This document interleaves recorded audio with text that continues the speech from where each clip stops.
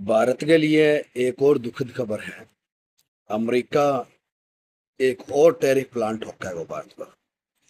हालांकि अमेरिका आ बात कही है, डोनाल्ड ट्रंप है भाई 60 देशों पर लागेगा, भी भारत को भी नंबर आवेगा।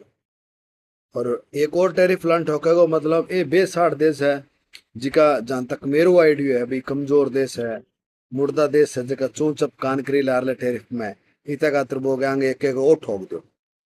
यानी कि एक लपड़ मारे अगलो नहीं बोले बोगे एक और मार दो।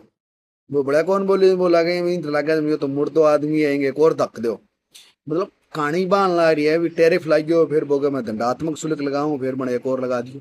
जितने ताई वो आत्म संतुष्टि नहीं हुआ, जितने वो राजी नहीं हुआ, जितने भी डीला साइन नहीं हुए, डील नहीं हुए, जितने ताई वो जिकी आपकी बातें चाहे भी पूरी नहीं हुए बीते टैरिफ यही चलेगा। क्या लगा था नहीं तरह कौन चला है। स्थितियां बहुत गड़बड़ाई है।